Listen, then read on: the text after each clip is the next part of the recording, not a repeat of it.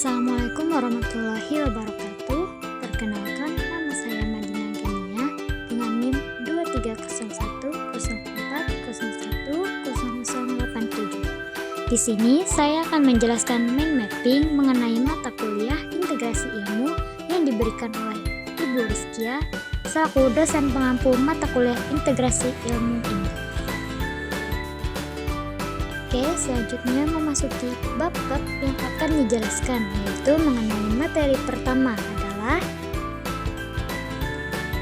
pengertian ilmu-ilmu, klasifikasi ilmu menurut Islam dan Barat, serta makna integrasi ilmu.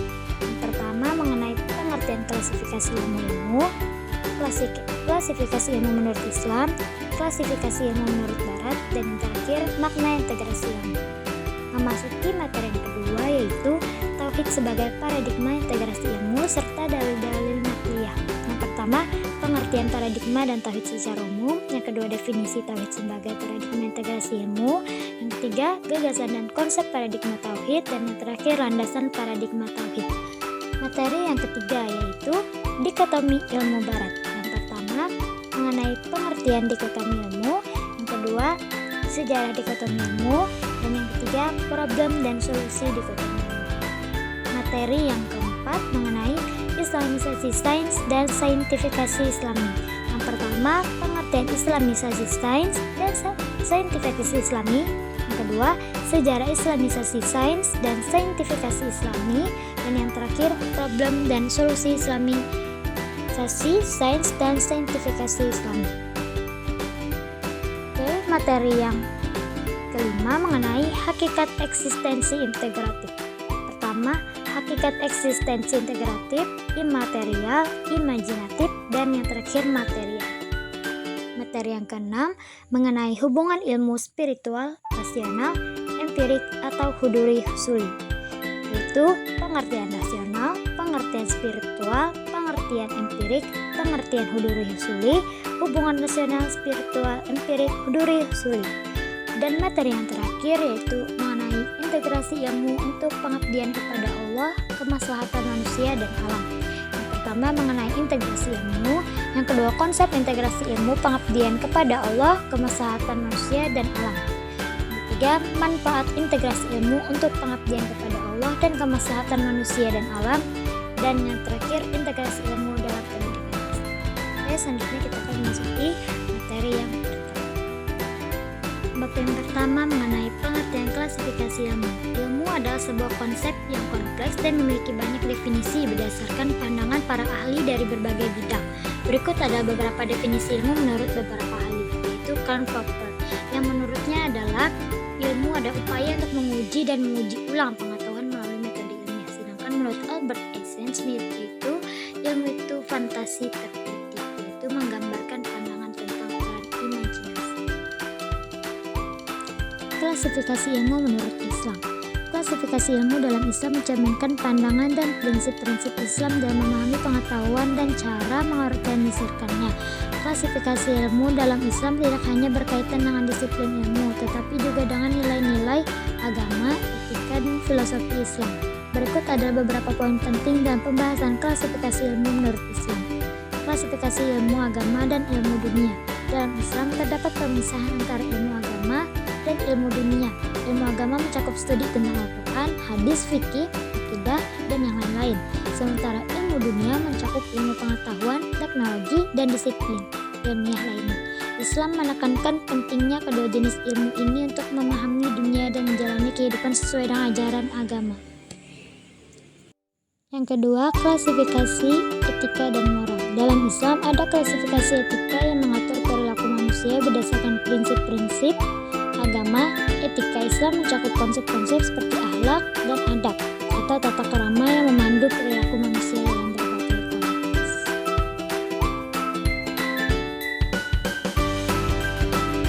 Selanjutnya, klasifikasi ilmu menurut Barat. Klasifikasi dalam konteks Barat merujuk pada pengelompokan atau pengkategorian objek, ide atau fenomena berdasarkan karakteristik dan atribut tertentu. Ini adalah konsep yang luas dan diterapkan dalam berbagai disiplin ilmu seperti biologi, ilmu sosial, ilmu komputer, dan lain-lain. Berikut adalah beberapa pembahasan tentang klasifikasi dalam konteks barat beserta sumber referensinya. Klasifikasi dalam biologi.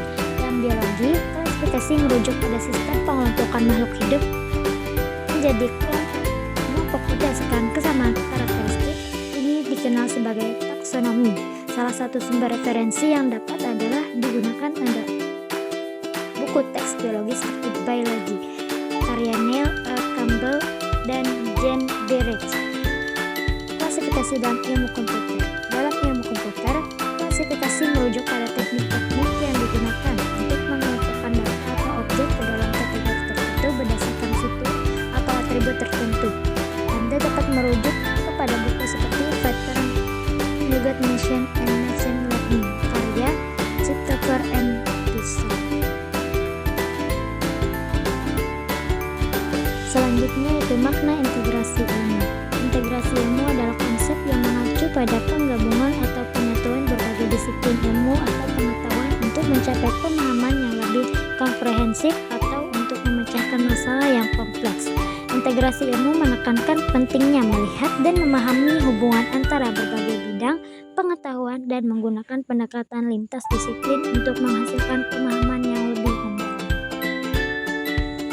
Selanjutnya memasuki bab yang kedua mengenai tauhid sebagai paradigma integrasi ilmu serta dalil-dalil naqli.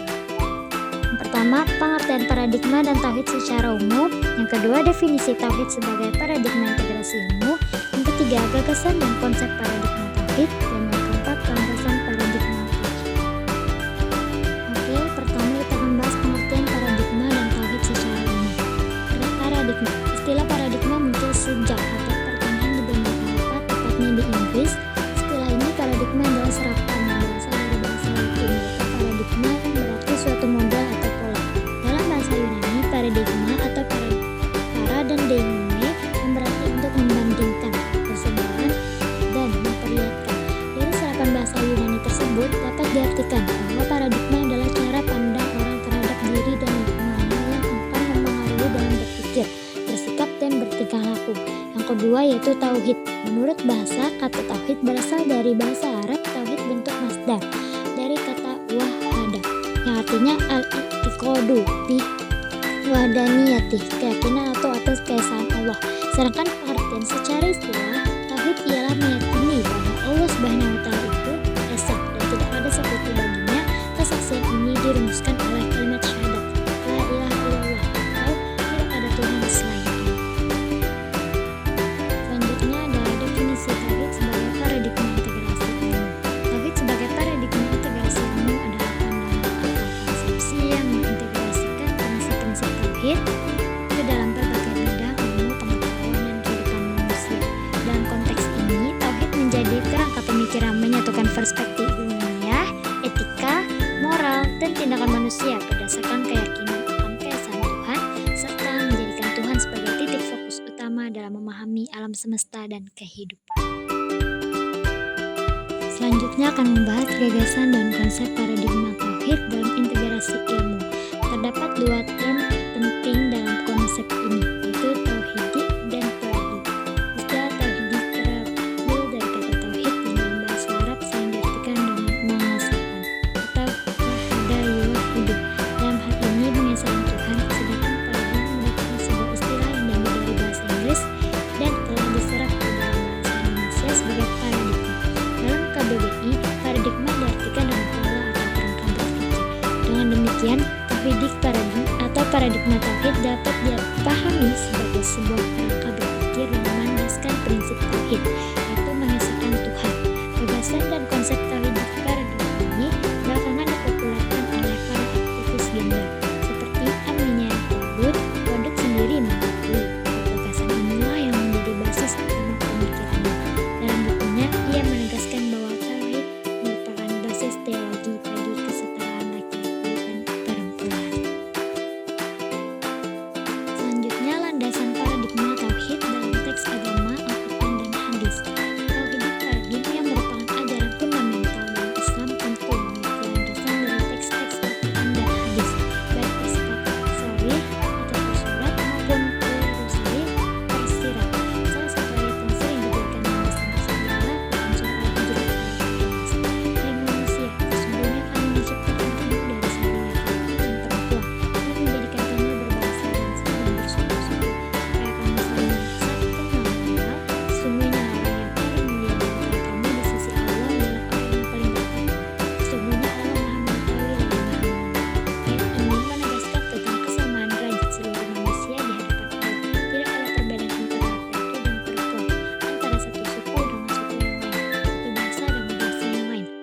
tidak dipandang dengan ukuran yang bersifat duniawi, kebangsaan, kekayaan, budaya, termasuk jenis kelamin, melainkan diukur dari kualitas hidup. Oke, selanjutnya memasuki bab yang ketiga mengenai dikotomi ilmu barat. Yang pertama, pengertian dikotomi ilmu, yang kedua, sejarah dikotomi ilmu, dan yang ketiga, problem dan solusi dikotomi ilmu. Yang pertama, kita akan membahas pengertian dikotomi ilmu.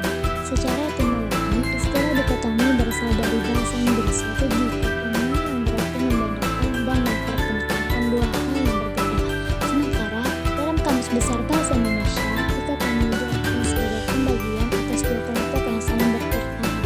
Secara umum, istilah dikotomi ini digunakan untuk membedakan atau memilah dua hal yang berbeda. Adapun secara istilah atau terminologis, dikotomi dipahami sebagai pemisahan antara ilmu umum dan ilmu agama, yang kemudian berkembang menjadi fenomena dikotomik lainnya. Kedua adalah sejarah ilmu dikotomi ilmu. Dikotomi ilmu sudah mengakar dalam sejarah pada abad pertengahan, yaitu pada masa dinasti Abbasiyah. Pemisahan ilmu agama dan ilmu umum terjadi pada abad pertengahan, yakni pada saat umat Islam kurang memperdulikan iptek. Pada masa itu, yang berpengaruh adalah ulama fikih. Salah satu contohnya adalah abad pertengahan, tepatnya pada abad ke-11 Masehi. Pembahasan selanjutnya yaitu problem dan solusi dikotomi. Problem dikotomi ilmu yaitu dikotomi ilmu sebagai warisan penjajah Belanda terus-menerus menjadi problem yang hingga kini masih belum tuntas terselesaikan. Pemisahan antara pendidik pesantren dan pendidikan sekolah rakyat menjadi agenda utama penjajah untuk melanjutkan penjajahannya. Penyebab terjadi dikotomi ilmu yaitu pertama, penyebab hulu yaitu akomodasi kepentingan penjajah Belanda untuk menjauhkan bangsa Indonesia dari cerdas dan faham ilmu umum dan membiarkan mereka senantiasa dalam kebodohan, karena penjajah benar-benar menyadari bahwa peningkatan kecerdasan bangsa yang dijajah akan mengancam kepentingan penjajah. Memasuki materi yang keempat mengenai Islamisasi sains dan saintifikasi Islami. Yang pertama, pengertian Islami sains dan saintifikasi Islami. Kedua, sejarah Islamisasi sains dan saintifikasi Islami. Dan yang ketiga, problem dan solusi Islamisasi sains dan saintifikasi Islami. Yang pertama yaitu pengertian dan tujuan Islamisasi sains dan saintifikasi Islami. Islamisasi sains dalam proses di mana nilai, prinsip dan kewenangan Islam diintegrasikan ke dalam bidang ilmu pengetahuan. Hal ini mencakup interpretasi dan penerapan prinsip-prinsip Islam dalam konteks penelitian dan pengembangan ilmu pengetahuan. Salah tujuan dari Islamisasi sains adalah untuk memastikan bahwa pengetahuan ilmiah sejalan dengan nilai-nilai dan ajaran Islam, serta untuk memungkinkan masyarakat muslim untuk berpartisipasi aktif dalam pengembangan dan aplikasi ilmu pengetahuan dengan mempertimbangkan perspektif agama mereka. Saintifikasi Islam adalah upaya mencari dasar sains pada suatu pernyataan yang dianggap benar dalam Islam. Memasuki pembahasan selanjutnya yaitu hubungan ilmu spiritual, rasional, empirik atau huduri husuli, yaitu pengertian rasional, pengertian spiritual, pengertian empirik, pengertian huduri husuli, hubungan rasional, spiritual, empirik, huduri husuli. Pengertian rasional. Secara etimologi, kata rasional merupakan kata sifat yang memiliki makna yang berarti memikirkan dan mempertimbangkan dua alasan yang logis menurut akal sehat. Yang dimaksud dengan rasional adalah segala sesuatu yang dapat dipahami dan diterima oleh kemampuan berpikir, sedangkan kata rasionalitas berarti suatu pendapat yang didasarkan pada pemikiran yang sistematis dan kondisi logis yang rasional. Sedangkan rasionalisme mengandung makna teori yang menganggap bahwa berpikir dan nalar adalah satu-satunya dasar untuk memecahkan masalah fakta di luar jangkauan ini. Selanjutnya, pengertian spiritual. Pengertian spiritualitas terbentuk dari kata spiritual. Spiritual berasal dari bahasa Latin spiritus yang berarti nafas, sama artinya dengan kata lain anima atau Yunani fisik, dan Sanskerta atma. Istilah-istilah tersebut dimaknai sebagai nafas kehidupan dalam tradisi barat atau timur. Sedangkan istilah spiritualitas dalam tradisi Islam menurut Hosenas ialah ruhaniyah dan maknawiyah. Kedua istilah itu berasal dari bahasa Al-Quran yang pertama dan kata ruh yang artinya roh. Pembahasan selanjutnya adalah pengertian empirik. Istilah empirisme berasal dari bahasa Yunani empiria yang berarti pengalaman titik bertolak dengan rasionalisme yang memandang akal budi satu-satunya sumber dan menjamin kepastian. Kebenaran pengetahuan empirisme memandangannya pengalamanlah sumber pengetahuan manusia. Selanjutnya pengertian huduri husuli. Ilmu husuli adalah ilmu pengetahuan yang terhadap esensi sesuatu, sedangkan ilmu huduri ialah pengetahuan akan wujudnya sesuatu. Ilmu husuli selalu melalui kehadiran konsep dalam pikiran dan antara yang mengetahui dan diketahui menggunakan perantara. Berbeda dengan ilmu huduri yang tidak memerlukan perantara. Ilmu huduri adalah sebuah konsep dalam ilmu tasawuf atau sufisme yang mengacu pada kesadaran pada kehadiran seseorang di hadirat Tuhan. Selanjutnya adalah hubungan ilmu rasional, spiritual, empirik, dan huduri husuli. Hubungan ilmu rasional, spiritual, empirik, huduri husuli. Ilmu rasional, spiritual, empiris, huduri, dan husuli memiliki peran yang berbeda namun saling terkait. Ilmu rasional menggunakan logika dan pemikiran rasional, sementara ilmu empiris fokus pada pengalaman dan observasi empiris. Ilmu spiritual berkaitan dengan dimensi batin dan nilai-nilai spiritual. Huduri husuli merupakan konsep dalam epistemologi Islam. Huduri lebih terkait dengan pengetahuan yang diperoleh melalui perantara atau pemahaman konsep. Penting untuk mengintegrasikan semua aspek ini untuk memahami dunia secara logistik, menggabungkan akal, pengalaman, dimensi spiritual, serta pengetahuan yang diperoleh melalui intuisi dan konsep. Memasuki bab yang terakhir mengenai integrasi ilmu untuk pengabdian kepada Allah, kemaslahatan manusia dan alam. Pertama, integrasi ilmu. Kedua, konsep integrasi ilmu pengabdian kepada Allah, kemaslahatan manusia dan alam. Tiga, manfaat integrasi ilmu untuk pengabdian kepada Allah dan kemaslahatan manusia dan alam. Keempat, integrasi ilmu dalam pendidikan Islam. Pembahasan pertama yaitu integrasi ilmu. Integrasi ilmu pengetahuan melakukan upaya memadukan berbagai ilmu, baik ilmu agama maupun ilmu umum, guna mencapai pemahaman yang lebih holistik dan komprehensif. Integrasikan ilmu pengetahuan tidak hanya sekedar menggabungkan ilmu agama dan ilmu umum, tapi juga upaya memadukan berbagai ilmu dan pemahaman dalam rangka mengabdi kepada Allah SWT, membawa kemaslahatan bagi manusia dan alam. Konsep integrasi ilmu pengabdian kepada Allah, kemaslahatan manusia dan alam. Ilmu dalam rangka beribadah kepada Allah dan memberi manfaat bagi manusia dan alam dan komprehensif. Konsep ini mencakup beberapa aspek pengabdian kepada Allah. 1. Mengintegrasikan ilmu dalam rangka pengabdian kepada Allah. Kedua, human interest, integrasi ilmu pengetahuan. Ketiga, manfaat Allah. Dengan demikian, integrasi ilmu dalam rangka ibadah kepada Tuhan dan kesejahteraan manusia dan alam meliputi perpaduan ilmu dan pemahaman berbagai ilmu untuk mencapai keseimbangan dan keselarasan antara kepentingan agama, manusia, dan alam. Selanjutnya itu manfaat integrasi ilmu untuk pengabdian kepada Allah dan kemaslahatan manusia dan alam. Mengintegrasikan ilmu pengetahuan untuk mengabdi kepada Allah dan untuk kemaslahatan umat, manusia, dan alam mempunyai manfaat yang sangat besar dan mencapai keseimbangan dan keselaratan antara kepentingan agama, kemanusiaan, dan alam. Tentunya dengan memerlukan ilmu dan wawasan dari berbagai disiplin ilmu, kita dapat menciptakan solusi yang komprehensif, berkelanjutan, dan sesuai dengan nilai-nilai agama. Yang terakhir yaitu integrasi ilmu dan pendidikan Islam. Integrasi ilmu pengetahuan dalam pendidikan Islam bertujuan untuk menciptakan pemahaman yang menyeluruh dan komprehensif tentang agama dan pengetahuan dan kehidupan sehari-hari. Dengan memerlukan ilmu pengetahuan dan nilai-nilai Islam, pembelajaran dan pengembangan kurikulum yang terpadu, maka pendidikan Islam dapat